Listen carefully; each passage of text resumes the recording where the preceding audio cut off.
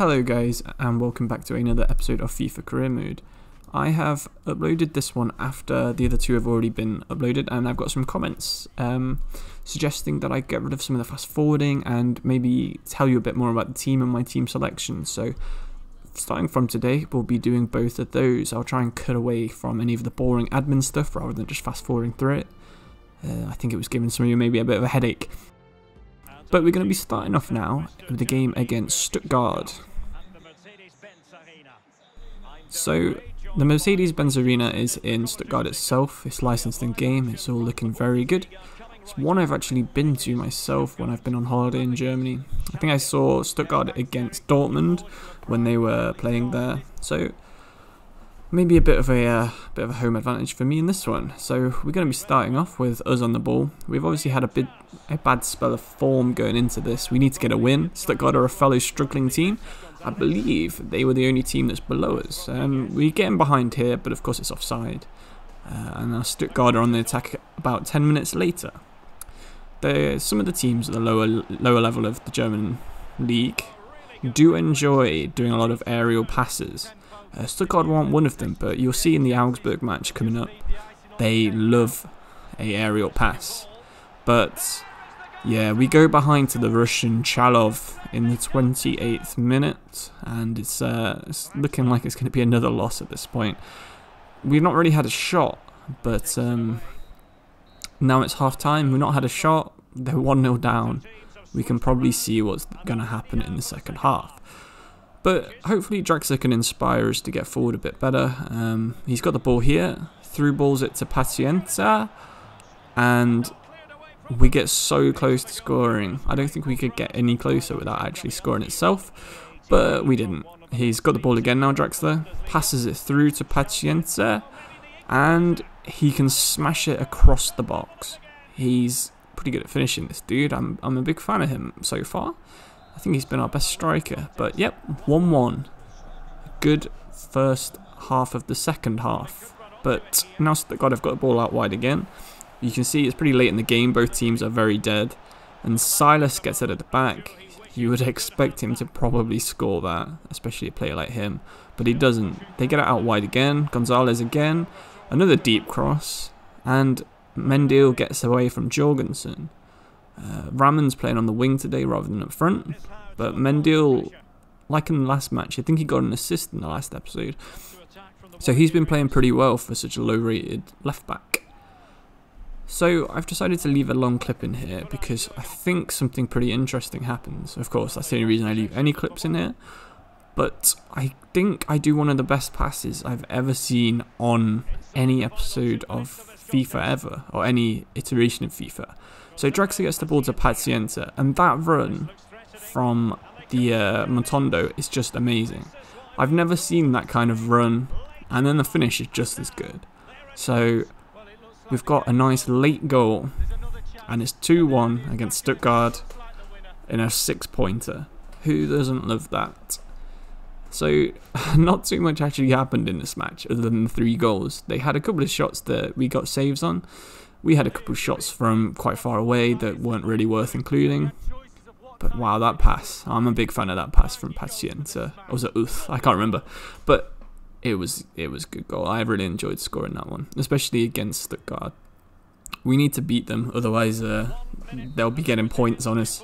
A win's exactly what we needed right now. We're getting a bit dangerously close to the bottom half of the table.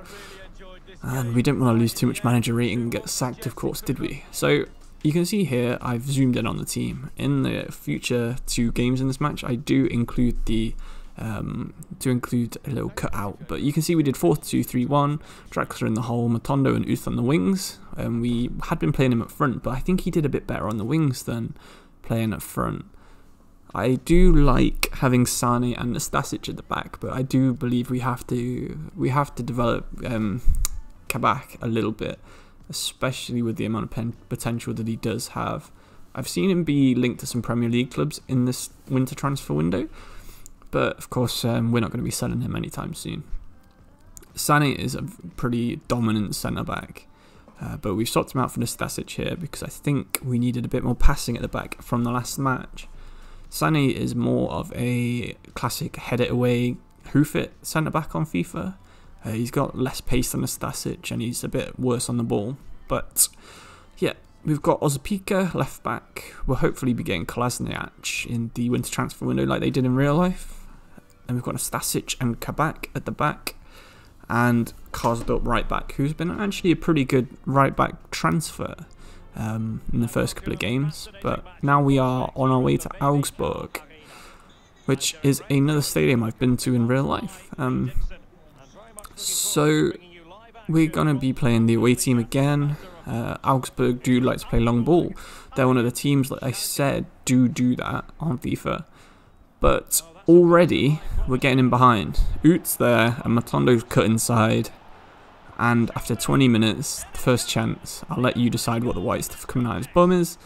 But Matondo has scored. He is absolutely on fire in this episode. I think he's already scored in the last game. And he's got a goal after 20 minutes in this one already. So he is covering for our absolute lack of attacking pace. He's got 90 something. But yeah, the rest of our team's pretty slow. He's definitely someone that it's definitely a weakness that we have, and we're going to try and sign some more faster players. But Raman has a little bit of pace here, running down the wing, gets it out his feet, curls it. Matondo's there at the back post, and he nearly gets a second after 32 minutes. I believe he was offside in the end, but it was still a good chance. Draxler's done another good ball out to Matondo again here. So he's scored 40 minutes, he's scoring every 20 minutes, so he's on track for 4.5 goals in this game, hopefully. But yeah, Draxler's passing and Matondo's pace is just going to be dangerous to pretty much every left back in the league, except maybe Hernandez at Bayern Munich, and of course Ben Davies. Not Ben Davies, Alphonso Davies. Sorry, I made that mistake in the first episode, I think, calling James Maddison Marcus Maddison. But yeah, 2-0 at half time, set fair. Should be fairly calm second half, hopefully. We don't need to be running our players into the ground with the amount of games that there are in the Premier League, in the Bundesliga. But Drax has put Oot through again, and Oot has just slotted that one home. That is another... Wow, that's an incredible celebration from Mark Oot, who's got about 68 agility or something. But yeah, the backflip, 3-0. And this is another relegation for the team that we are trying to desperately finish ahead of in the table. So 3-0's good, and we've brought Sané on for a bit more aerial ability. He's done his job there, got it out to Matondo again, who's pretty much running play in this game so far, him and Draxler, which is fairly good for us. But Serdar's another good player on the ball. Oot's through again. Oot scores again. 4-0 after 62 minutes. And another acrobatic celebration from Mark Oot. We're really starting to click now. I know we're playing against the worst teams, but Oot and Matondo especially, Draxler too, they're all starting to come into their own now. I'm learning how to use them. So I go on a bit of a run here with Matondo, trying to see if I can get a hat-trick. Cuts inside, beats his man somehow, curls one just over the bar. Maybe that's an area that we can do some finishing practice on, get his finishing stats up. But you can see here, our defending was solid. They had a couple of chances, but that was Kabak there stopping this one. And now Karsdorp diving in and absolutely taking the ball and the man. Love to see it. And that was pretty much it. We played with our foot off the gas. Sané decides that he wants to try and score a goal, which I don't think he probably will in this whole career mode save. But yeah, 40 yards, definitely not from there. And that's another win, 4-0. So we've got a 2-1 and a 4-0 in this episode so far.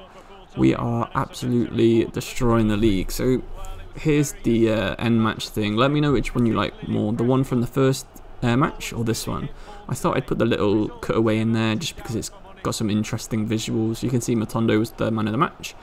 You can see he's playing well as well. He's got the +4 on his right mid position.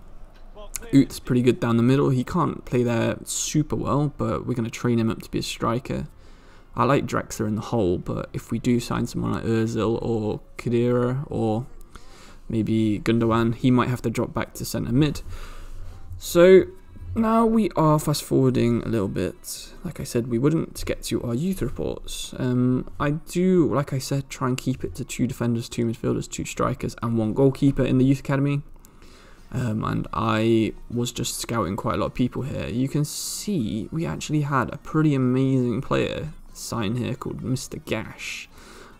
Not only is his name pretty funny if you're English and understand the reference, I'll let you search it if you're not English, but he has some insane overall.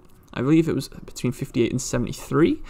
Let's have a look what he is. So yeah, Mika Gash is a 62 with 80 to 94 potential in centre back. We're going to get rid of Mr. Klein here because we need 2 defenders and he was already playing left back. So Mika Gash, he can play all through the middle. He's fast, strong, decent height, looks fairly realistic as well. We've got someone who looks like that guy who used to, Aruna Kone, who used to play for Everton in goal. Vestergaard looks alright as well. So I figured I did some development plans for all of them, and now we are going to get into the Koln game. They play a 3-5-3 formation, or 3-4-3, sorry, which might be interesting because we'll be able to get Matondo up against the centre-back Dummett. I'm not sure if that's the same Dummett who used to play for Newcastle. I think it might be. But this is a rivalry match for Koln, I believe. I don't think it is for Schalke, because I think Schalke's rivals are listed as Borussia Dortmund.